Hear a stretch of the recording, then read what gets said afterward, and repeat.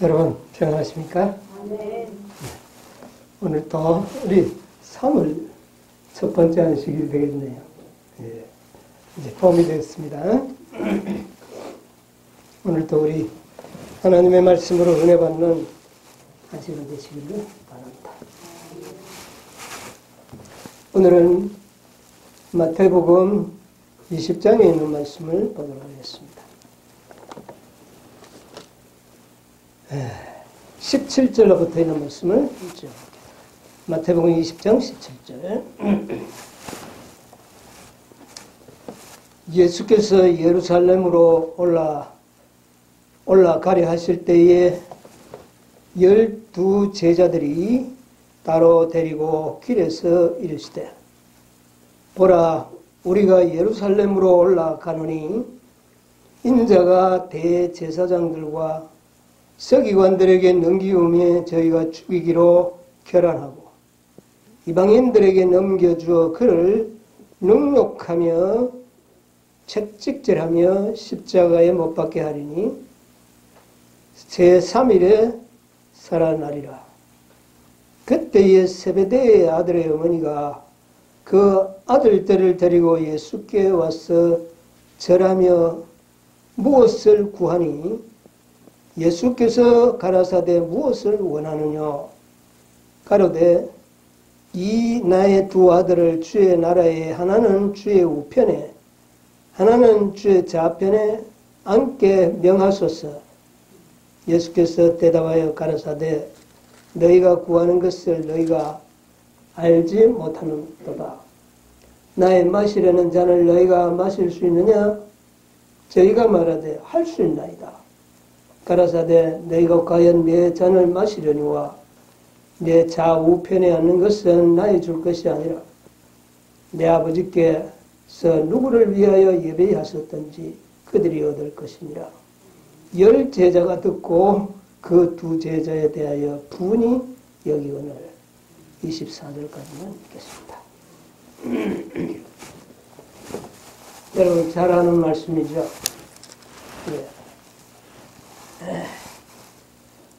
이 말씀은 참 이제 6월절이 불과 며칠 남지 않고 예수님이 십자가에 달려 죽으실 날이 이제 불과 며칠 남지 않았습니다.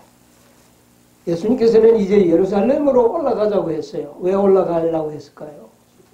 이제는 때가 되어서 정말 십자가에 자신이 죽어야 할 때가 됨을 하시고 제자들에게 이제 예루살렘으로 올라가자 그렇게 한 겁니다. 그러면서 내가 예루살렘에 올라가면 대제사장들과 서기관들에게 내가 넘기워서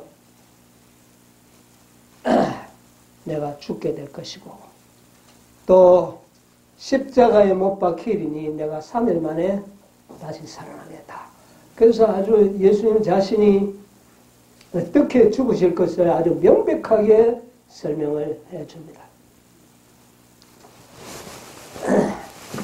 여러분 제자들이 그 이야기를 듣고 어떻게 생각을 했을까요? 야, 큰일 났다. 정말 우리 예수님이 정말 죽으실까 보다. 이렇게 생각을 했을까요? 그 말을 제대로 이해를 못했습니다. 믿어지지를 않아요. 참 믿는 게 어렵죠. 오늘 아침에 제가 하는 말을 이제 이해가 될 겁니다. 믿는 게 참 어렵습니다.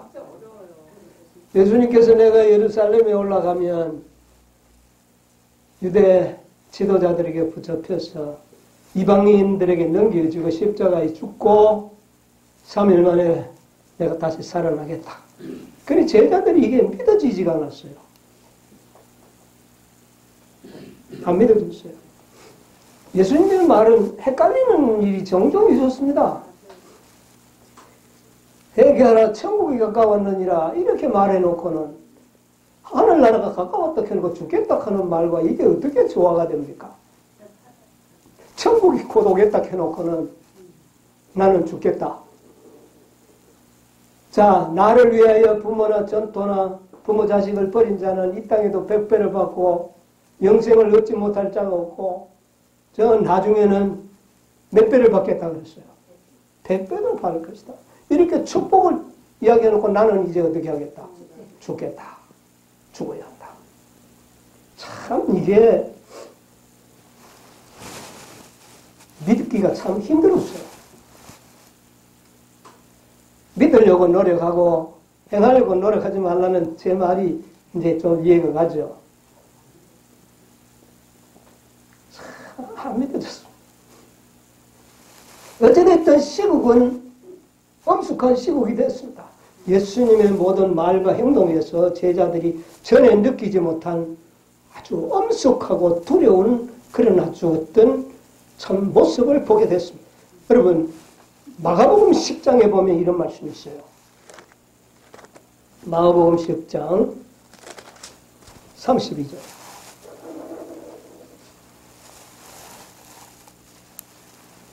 예루살렘으로 올라가는 길에 예수께서 제자들 앞에 서서 가시는데 저희가 놀라고 쫓는 자들은 두려워하더라. 예. 자, 예수님은 아무 말 없이 앞에 가시는데 그걸 보고 있는 제자들은 어떻게 했다고요? 놀라고. 말도 안 했는데 놀랐고 두려워했어요. 이것은 예수님의 그 모습에서 풍겨 나오는 그 엄숙성. 이제 정말 온 인류를 위하여 자신이 희생당해야 할 그 엄청난 그 순간이 왔을 때 예수님의 모습에 나타나는 그 엄숙성 때문에 제자들은 그 분위기에 압도되어서 두려워했다 그랬어요. 두려워했어요. 그런데 예수님이 내가 예루살렘에 올라가면 죽겠다. 죽을 것이고 3일 만에 다시 부활하겠다. 그러면서 예루살렘에 올라가자. 제자들은 이해는 못했지만 일단은 예루살렘에 올라가자 하는 거 보니 무슨 사건이 엄청나게 일어날 건 분명한데 아마 왕국을 세우는 게 아니겠는가 이렇게 생각하는 겁니다. 천국이 가까웠다고 말씀하셨던 그분이 메시아의 왕국을 세우려고 올라가시는가 보다. 그렇게 제자들은 느끼게 된 겁니다. 이 기회를 누가 가장 빨리 포착을 했느냐면은 이 세베대의 아들들을 둔 그 요한과 야고보의 어머니가 이걸 깨닫고 예수님 앞에 나와서 우리 아들을 어떻게 해달라고요? 하나는 우편에 하나는 좌편에 이렇게 해달라. 그런데 예수님께서는 네가 내 잔을 마시겠느냐? 그러니까 그들은 뭐라 그럽니까? 예 마시겠다 그랬어요. 그 잔이 뭔지도 모르고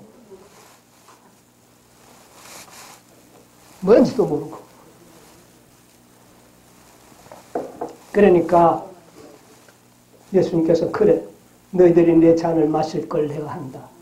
그러나 좌우편에 앉는 것은 내가 줄 것이 아니다. 좌우편에 앉는 일은 아버지께서 누구를 위하여 준비하셨는지 준비된 자가 얻을 것이다. 그렇게 이야기했습니다. 여러분, 이 야고보와 요한이 그날 부탁해가 얻은 게 뭐가 있습니까? 뭐 얻은 게 있어요? 뭐만 얻었습니까? 고난의 잠만 얻었다. 여러분, 하늘나라에 새 나라에 높은 자리에 앉으려고 백을 좀 활용을 하려고 한 겁니다. 누구 백을요? 예수님의 백을 통해서 하늘에서 좀 높은 자리를 차지하려고 했다가 아무것도 못 얻고 얻은 건 뭐밖에 없어요? 고난의 잔. 그거 얻었습니다. 내 옆에 양옆에 앉는 것은 하나님께서 준비하실 것이다. 그렇게 이야기를 했습니다. 저는 이번에 시대의 소망 60장에 새 나라의 율법이라고 하는 이 타이틀 속에 오늘의 이 이야기가 기록되어 있습니다. 이 이야기를 기록했는데 저는 이 이야기를 찬찬히 읽고 생각하는 가운데 한 가지 사실을 좀 깊이 생각하게 됐습니다. 왜 이스라엘 백성들은 예수님 메시아가 죽을 것에 대해서 그렇게 무지했을까요? 이스라엘 백성들은 수천 년 동안 양을 잡아서 제사했습니다. 그게 뭡니까? 그게 바로 메시아가 죽으심을 알리는 표상이었어요. 그렇게 양을 잡아 제사 지내고 양을 잡아서 죄 용서를 받고 했던 그 민족이 어찌하여 예수님이 메시아라고 믿는 제자들까지도 메시아가 와서 죽을 것에 대해서 왜 그렇게 무지했을까요? 여러분, 이게 우리의 뭔가 메시지를 전해주고 있는 것이 아닐까요? 왜 그렇게 무지했느냐고 말입니다. 백성들은 아무도 그것을 메시아로 믿지도 않았고 메시아로 믿는 제자들까지라도 내가 예루살렘에 올라가서 십자가에 죽을 것이라고 명명백백하게 말씀을 했는데도 불구하고 이게 성경에 예언된 일이 아닌가 한 번 정도라도 생각할 수 있어야 되지 않았겠냐고 말입니다.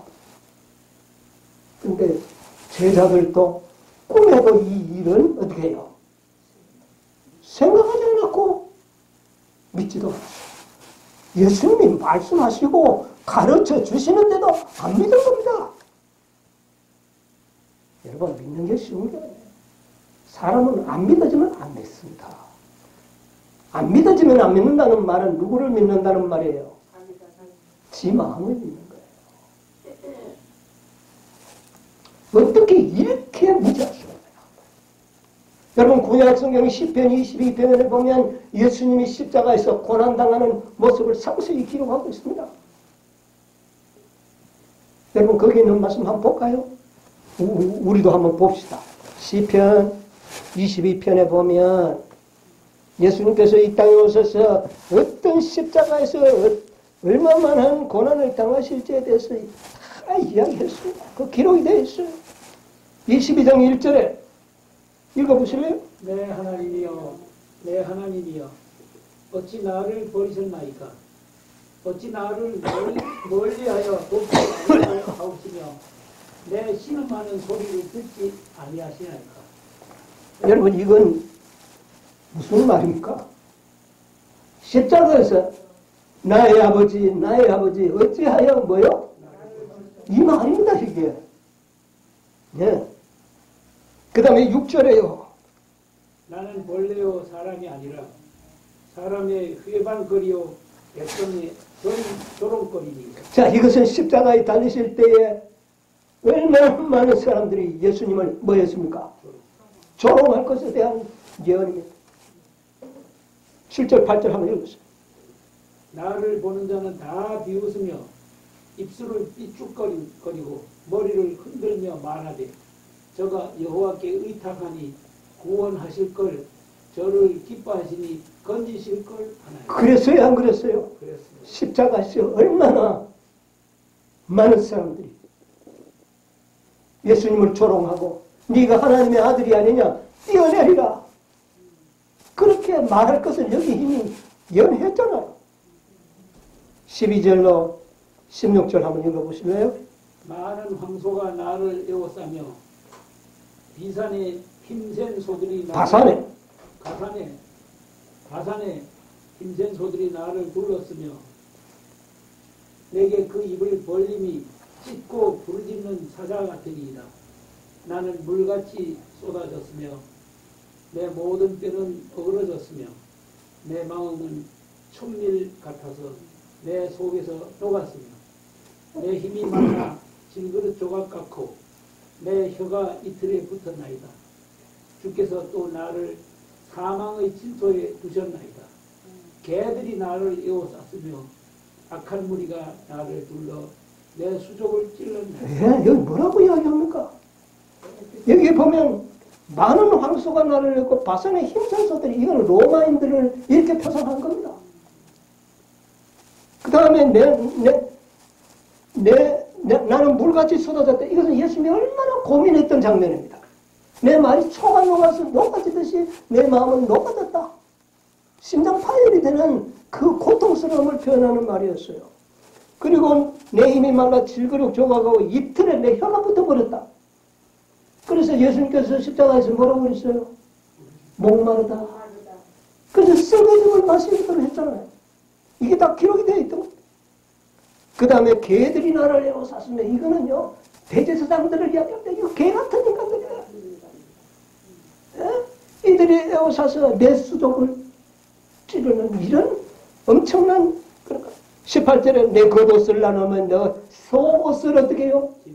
십자가에서 다 일어났던 이것이 바로 시편 기자를 통해서 메시아가 와서 이런 고통과 우리를 위하여 죽으실 것을 예언했다면 이 정도의 예언은 누군가가 깨닫고 연구하는 자가 있어야 되지 않겠습니까?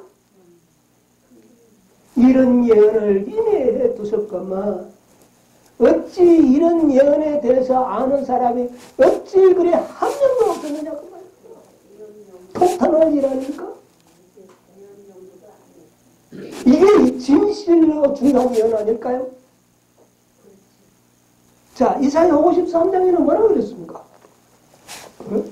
이사야 53장에 보면 메시아에 대해서 얼마나 이미 선지자를 통하여 예언해 주었습니다. 뭐 우리 다 읽을 수 없고 5절에 그가 찔림은 우리의 허물을 인하며 그가 당함은 우리의 죄악을 인함이라. 그가 징계를 받음으로 우리가 평화를 누리고 그가 찢기게 맞음으로 우리가 나음을 입었다. 예, 이미 예수님께서 십자가에 달리시기 전에 얼마나 큰 고통을 당할 것을 여기에 뭐 한 겁니까? 예언해 주시는 거 아닙니까? 예? 자, 그 다음에 8절 그가 곤욕과 신문을 당하고 끌려갔으니 그 세대 중에 누가 생각하기를 그가 산자의 땅에서 끊어지면 마땅히 형벌받을 내 백성의 허물을 인함이라 하였으리요. 예, 산자의 땅에서 죽을 것에 대해서 어떻게 해요? 이미 예언되어 있잖아요. 자, 9절, 10절 한번 보겠습니다. 그는 강포를 행치 아니하였고 그 입에 괴사가 없었으나 그 무덤이 악인과 함께 이미 그가 죽으시고 무덤에 장사될 것도 예언되었지 않습니까? 10절. 여호와께서 그로 상함을 받게 하시기를 원하사 질고를 통케 하셨은지 그 영혼을 속건제물로 드리기에 이르면 그가 그 씨를 보게 되며 그날은 길 것이요 또 그의 손으로 여호와의 뜻을 그가 속건제물이 될 것을 예언했지 않습니까? 속건제물이 뭡니까? 예. 인간들이 지은 죄값뿐만 아니라 죄값에 더 이자를 붙여서 갚여주는 속건제물을 제물이 되셔서 돌아가실 것을 이야기했어요. 예, 보통 죽음이 아니죠. 그 다음에 11절에 가라사대 그가 자기 영혼의 수고한 것을 보고 만족히 여길 것이라. 나의 의로운 종이 자기 지식으로 많은 사람을 의롭게 하며 또 그들의 죄악을 친히 감당. 많은 사람을 의롭게 한다. 여기 믿음으로 말하면 의가 되겠지였습니다.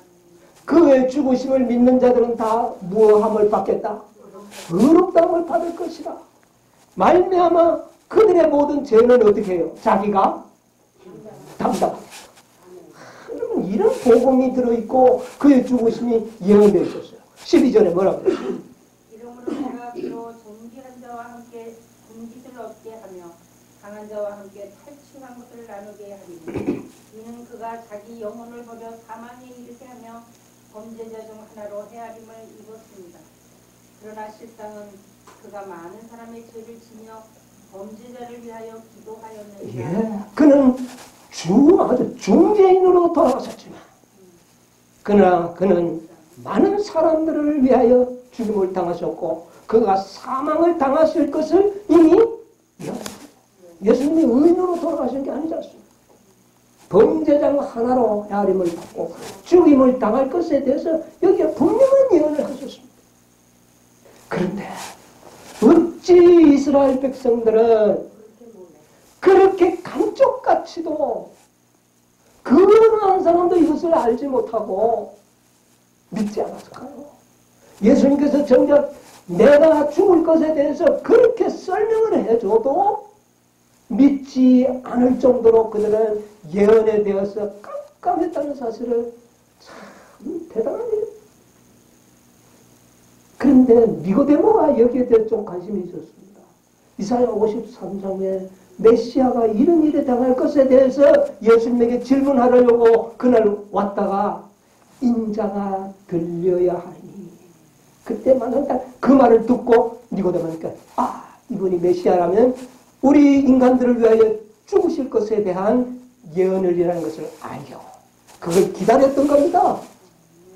그러다가 예수님을 찾았습니다. 그때야 확고한 믿음으로 그리스도를 위하여 그의 죽음을 장사할 수 있는 제자들 다 도망가 버렸습니다.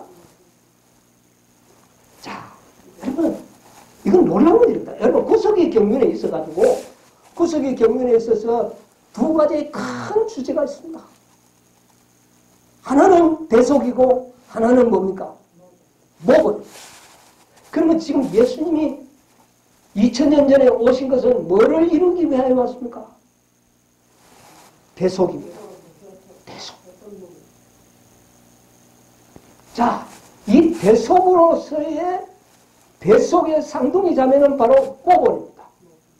그런데 물론 예수님께서는 대속도 이루시고 모본도 이루셨습니다.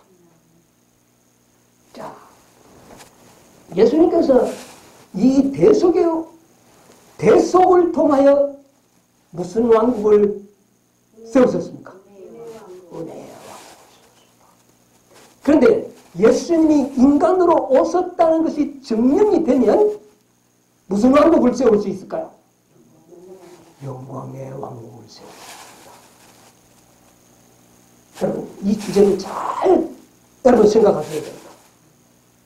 대속의 이 놀라운 사건은 은혜의 왕국을 건설하였고 예수님이 인간으로 오셔서 죄 없는 생애를 살고 죄와 싸워서 승리했다는 것이 증명이 되면 무슨 왕국이요?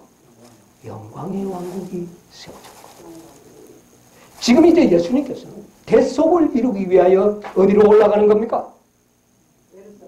예루살렘. 이제 올라가서 죽으시고 무슨 왕국을 세우시려고? 은혜의 왕국.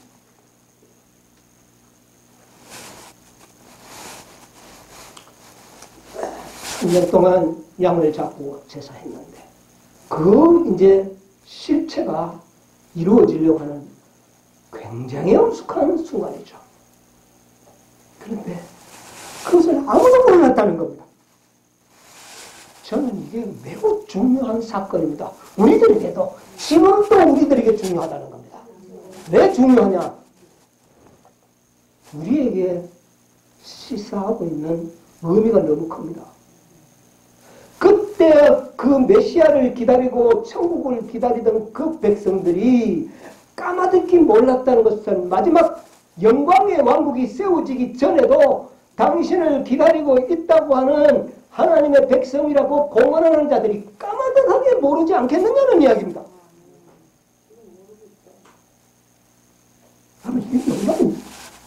아무도 몰랐다는 데 문제가 있습니다. 그때는.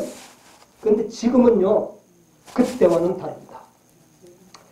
백성들은 대부분이 알지 못하지만 극소수의 무리는 그것을 아는 무리가 있어야지만 영광의 왕국이 도래되는 겁니다.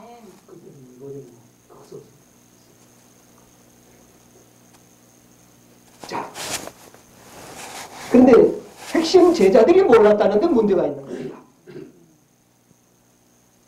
그러나 마지막 때는 핵심 제자들이 몰라서는 안 됩니다. 그들이 바로 예수님의 인성은 우리와 같은 인성이라는 것을 증거해야 되기 때문에 그렇습니다. 무슨 말인지 아십니까?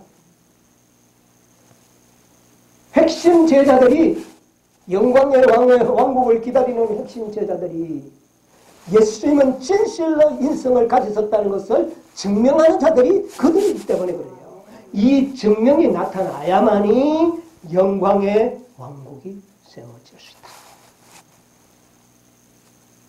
그런데 공론하는 백성들은, 교회 지도자들은 한 명도 몰랐던 것처럼 이걸 모르고 있을 것이라고 하는 상징이 아니냐고 말입니다.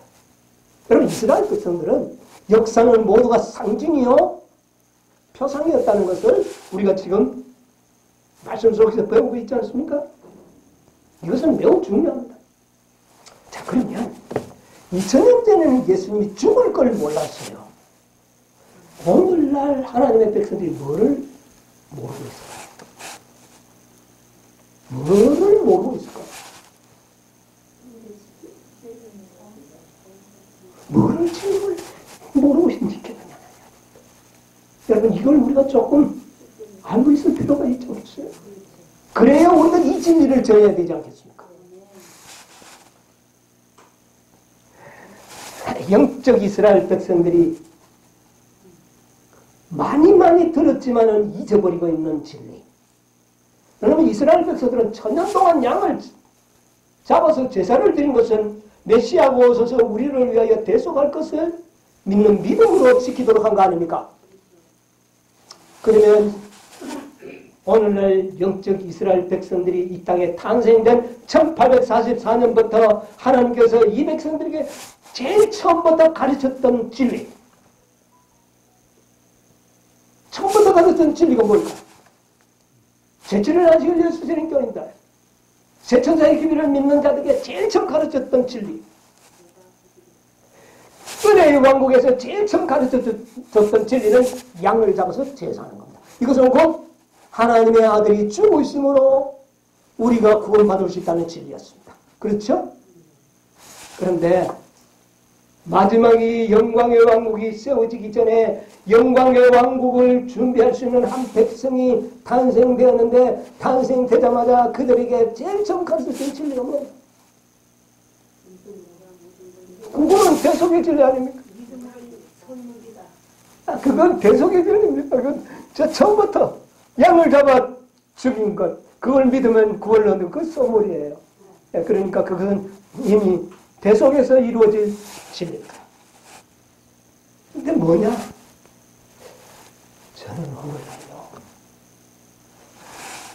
마지막 영적 백성들이 탄생되었습니다. 하나님께서 당신의 선지자를 통하여 첫 번째 계시를 보여준 게 있습니다. 무슨 계시입니까? 14만 4천인들이 하늘 세율 앞선 토성을 향해서 걸어가는 14만 4천인이 계시는 것입니다. 이 진리를 첫 계시로 보여줬어요. 그런데 난 놀라운 것은 이 진리를 다 잊어버렸다는 겁니다. 잊어버렸어요. 오늘 저희교회 안에는 이 진리는 하나의 상징이요, 아무런 별 의미가 없는 그런 진리로 더 뒤편에 치우고 있습니다. 이것이 옛날에 육적 이스라엘 백성들이 그렇게 메시아가 와서 죽을 것을 예언하고 선지자들이 예언했지만 까마득히 잊어버렸던 것처럼, 양을 잡아서 지금도 그들은 젖속으로 양을 제물로 바치면서도 메시아가 죽으실 것을 잊어버린 겁니다. 기별이 안 주어졌던 게 아니죠. 잊어버린 거예요.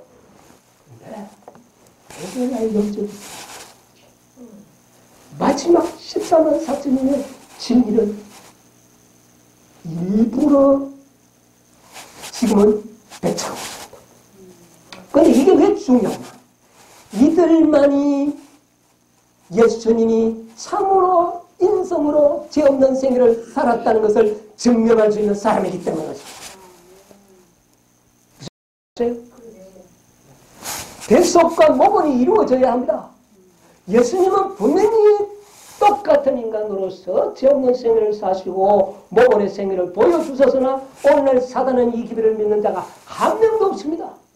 그러므로 예수님께서는 자신이 인성으로 죄 없는 생애를 살았다는 것을 증거를 보여주기를 원하시는 겁니다. 그래서 누구를 택한 겁니까?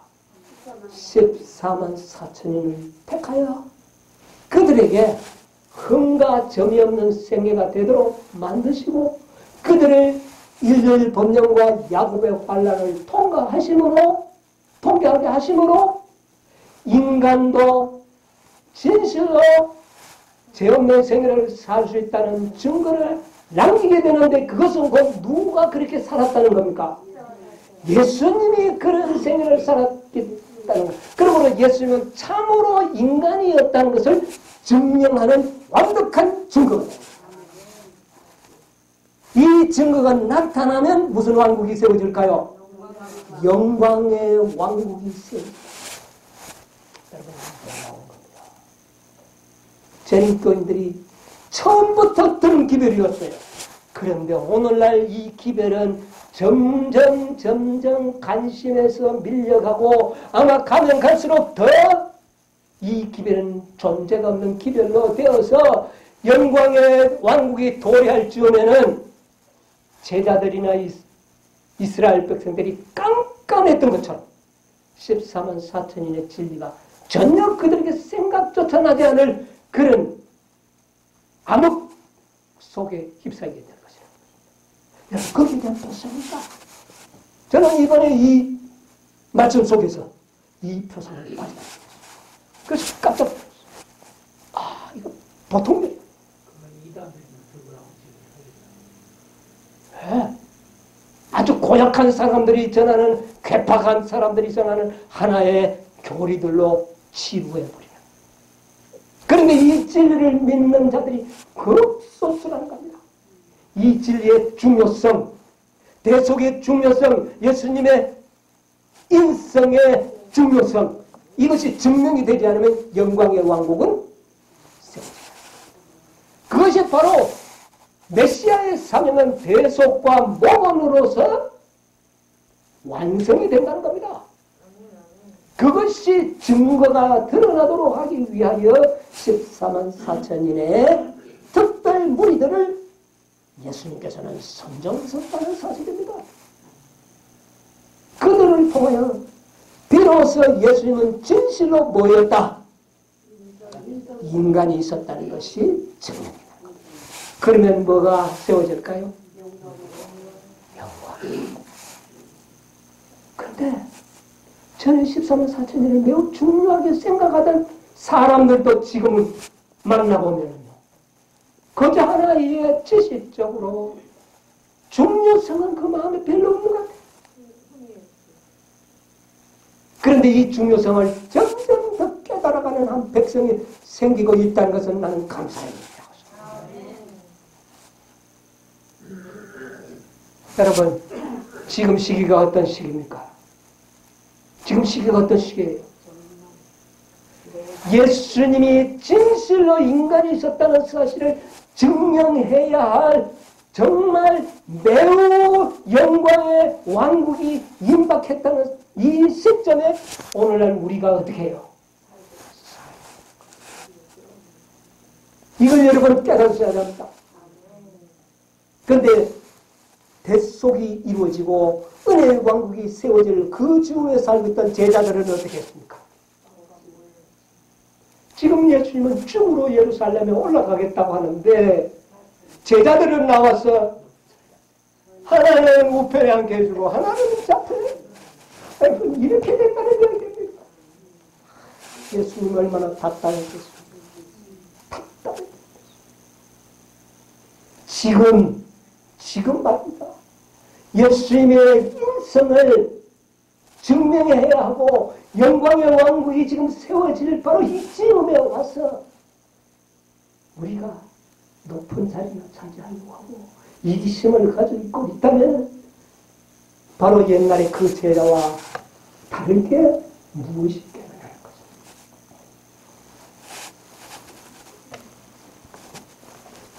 그런데 예수님께서는 그 야고보의 어머니나 야곱과 요한을 책망하지 않았습니다. 보니까 세대 소망 보니까 책망하지 않았어요. 548페이지 보면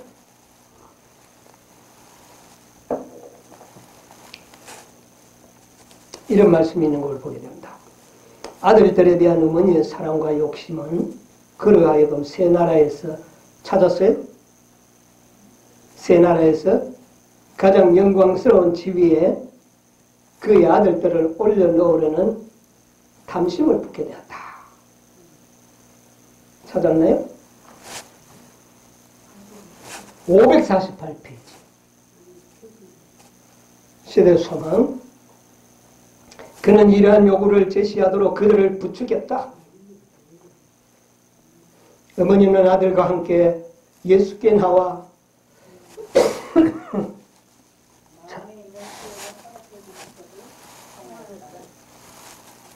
계속 읽으세요. 주님께서는 너희에게 무엇을 하여 주기를 원하느냐고 질문하셨다. 이에 어머니는 이 나의 두 아들을 주의 나라에서 하나는 주의 우편에 하나는 주의 좌편에 앉게 명하옵소서라고 대답하였다. 예수께서는 동료들보다 더 높은 자리를 구하는 그들의 이기심을 책망하지 않고 그들을 부드럽게 대하셨다. 예수님께서 짜증스럽지 않겠습니까? 지금 자기는 어떻게 되는데요? 죽을 십자가에 죽을 입장인데 높은 자리를 구하고 있으니 동문서답도 이런 동문서답이 어딨습니까? 그런데 예수님께서 어떻게 하셨다고요? 부드럽게 그는 계속해서 한번 해보세요. 그분은 그들의 마음을 읽으시고 당신께 대한 그들의 애정이 좁혀지를 않습니다. 그들의 사랑은 단순한 인간의 애정만은 아니다.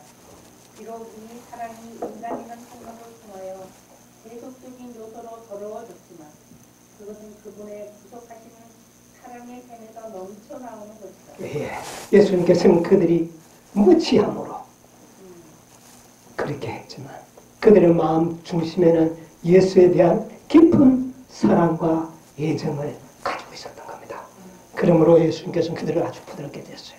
그러나 좀 뒤에 보면 그는 계속해서 내 우편에 앉는 것은 나의 줄 것이 아니라 내 아버지께서 누구를 위하여 예비하셨든지 그들이 얻을 것이라고 말씀하셨다. 그 다음에요. 하나님 나라에서의 지혜는 정실을 통하여 정실이라는 것은 뭐 백을 통하여 얻는 게 아니라는 말. 그 다음에 얻어지는 것이 아니다. 이것은 획득한다는 것. 이것은 어떤 노력하여 막 이렇게 해서 획득하는 것이 아니라는 겁니다. 이 획득. 그 다음 독단적인 증언을 이거는 어떤 혈통으로 어떤 유산적으로 물려주는 것도 아니라는 겁니다. 그 다음에 이것은 풍성의 결과이다. 면류관과 보좌는 달성된 상태의 증거이며 이것들은 우리 주 예수 그리스도를 통하여 자아를 극복한 예, 꼭가지요. 뭐를 극복한 겁니까? 자아를 극복한 겁니다. 많은 사람들이 이 진리를 깨닫지만 실패하는 이유 중에 하나가 자아를 극복하지 못하기 때문입니다. 자기를 굴복하죠. 높고자 하고 교만하고 이런 마음을 극복하지 못함으로 인해서 그렇게 된다. 그 다음에 좀 더 보면 그리스도에게 가장 가까이 있을 사람은 읽어보실래요? 이 땅에서 그리스도의 자기 희생된 사람, 즉 자랑하지 아니하며 교만하지 아니하며 자기의 유의로 좋지 아니하며 정내지 아니하며 악한 것을 생각하지 예, 그리스도에게 가장 가까이 있을 사람은 땅에서 어떻게 해요? 그리스도의 자기 희생적 사랑. 여러분 사랑도 사랑인데 무슨 사랑이어야 한다고요? 희생. 여러분 전에 제가 한번 설교 시간에 말씀드렸죠. 뭐가 없는 사랑? 희생이 없는 사랑은 가치가 없다. 여러분, 오늘날 우리가 많은 사람들이 사랑을 부르짖고 있지만 자기가 희생할 때는 그 사랑을 포기합니다. 그런 사랑으로는 품성이 되는 게 아닙니다. 자기 희생의 사랑. 자랑하고 싶을 때 자랑하지 아니하고, 교만하고 싶을 때 겸손해야 하고, 자기가 유익을 구하고 싶을 때 남에게 양보하고, 화가 날 때에 화를 내지 아니하고, 악한 것을 생각이 날 때 그것을 버리는, 이것이 사랑이다. 이게 다 자기를 포기하는 정신이 없으면 안 되는 것이다. 하는 사람은 마치 우리 주님을 움직였듯이 제자들로 하여금 인간을 구원하기 위하여 모든 것을 주고 생애하게 하고 수고하게 하고 죽기까지 희생하게 한 사랑의 정신, 자기 목숨까지 희생할 수 있는 그 정신을 가장 깊이 체득한 자들이 가까이 있습니다. 예수님이 우리 인간을 위하여 자기 생명을 희생했죠. 이 정신을 체험한 자, 그들이 예수님 가장 가까운 나라에 서게 될 것이다.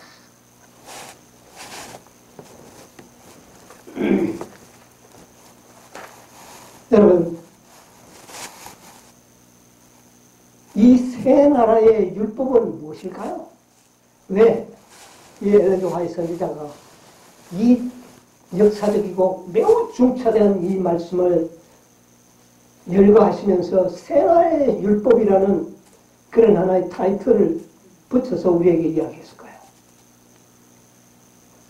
세 나라의 율법이 뭔가 한번 보도록 합시다. 마태복음 20장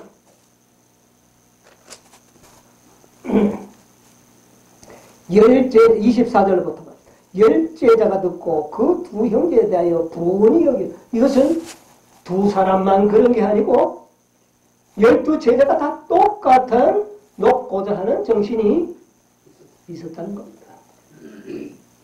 예수께서 제자들을 불러다가 가라사대 이방인의 주권자들은 저희를 임의로 주관하고 그 대인들이 저희가 권세를 부리는 줄을 너희가, 여러분, 왜 높은 사람이 되기를 원하고 왜 돈을 많이 벌어서 지체가 높은 사람이 되기를 원합니까?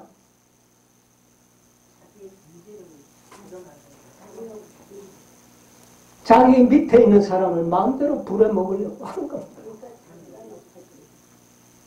높은 사람 되면은요, 밑에 사람들이 어떻게 합니까? 굽실굽실하고 시키면 마음대로 하고 이게 세상의 법입니다. 그렇죠? 세상의 법은 이겁니다. 그러므로 높은 자리에 앉으려고 하고 국회의원이 되려고 하고 대통령이 되려고 하는 겁니다. 이게 세상의 법이요. 강한 자를, 약한 자를 다스리는 것이 이 지상의 법입니다. 그런데 하늘의 법은요, 새 나라의 법은 어떤가? 26절부터 나옵니다. 읽어보세요. 너희 중에는 그렇지 아니하니 너희 중에 누구든지 크고자 하는 자는 너희를 섬기는 자가 되고 너희 중에 누구든지 으뜸이 되고자 하는 자는 너희 종이 되어야 하리라. 인자가 온 것은 섬김을 받으려 함이 아니라 도리어 섬기려 하고 자기 목숨을 많은 사람의 대속물로 주려 합니다. 예, 이게 새 나라의 법이요 가치관이다.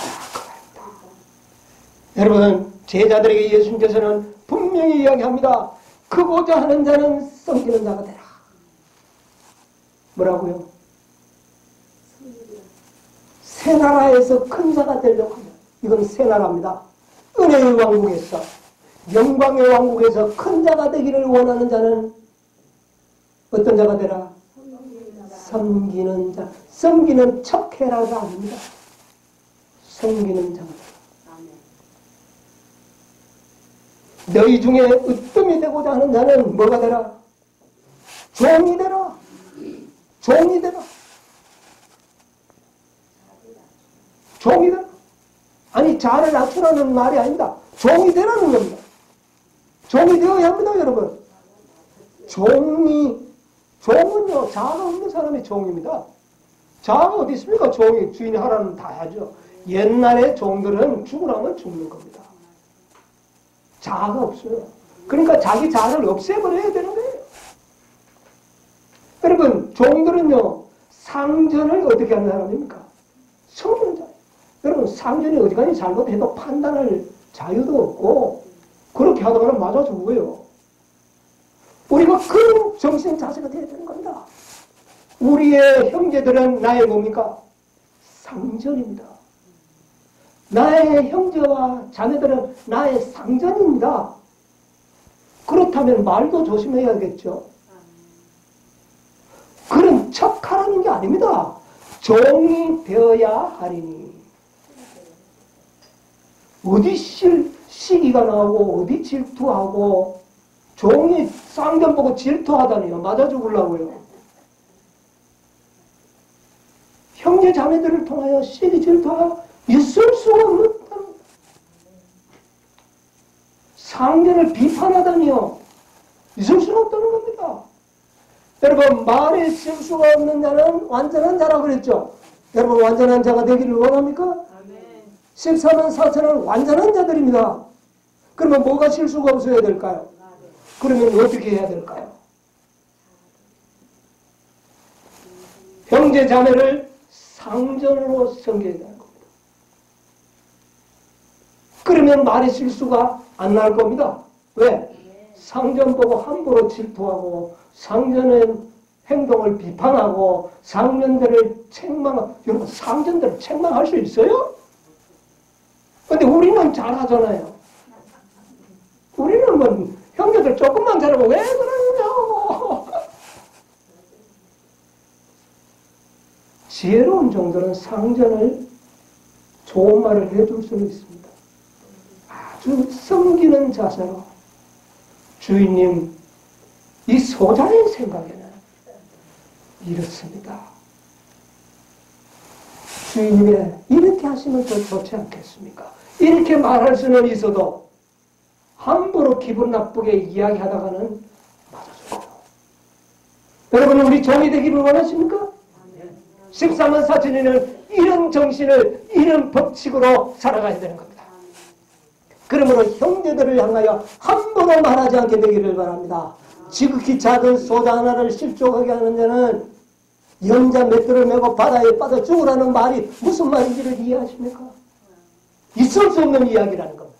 그 일은 저 은혜의 나라에서는, 저 영광의 나라에서는 인정받을 수 없다는 거예요. 여러분, 이 은혜의 나라는 영광의 나라에서 순종하고 지켜야 할 법을 미리 배우는 것이 바로 은혜의 왕국입니다. 여러분, 14만 4천인들은 이런 정신을 가져야 됩니다. 예수님이 그런 정신을 가졌어요. 예수님께서 12제자의 발을 씻겼습니다. 슬쩍 해보인 겁니까? 아니에요. 내가 섬김을 받으러 온 것이 아니라 내가 너희를 뭐하러 왔노라? 섬기러 왔노라. 이것은 진실입니다. 하늘의 왕께서 인간을 섬기기 위하여 오셔서 종의 종으로서 사람들의 발을 씻겨줬는데 그것이 바로 예수님의 모범. 여러분, 이 모범을 본받게 되시길 바랍니다. 14만 4천인들은 바로 그런 정신을 소유한 자들이 되어야 하는 것입니다. 이 법을 오늘 우리에게 주신 것입니다. 새 나라의 법은 바로 이런 법칙의 원칙에서 살아야 됩니다. 중요합니까? 아주 중요합니다. 요한복음 13장에 예수님께서는 이렇게 말씀하셨어요.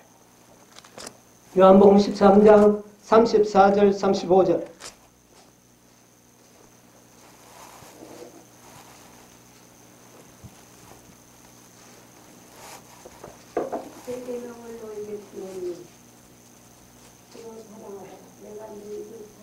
내가 너희를 사랑한 것 같이 너희도 사랑하라. 예. 그러면 너희가 서로 사랑하면 이로써 모든 사람이 너희가 내 제자인 줄 안다. 여러분, 이게 제자입니다. 이게 바로 14만 4천인의 품성이에요. 이게 새 계명이고 새 율법이에요. 그런데 서로 사랑하라. 그런데 어떻게 해요? 내가 너희를 사랑한 것이 서로 사랑하라는 겁니다. 그냥 뭐 적당하게 서로 사랑하라는 말이 아니에요.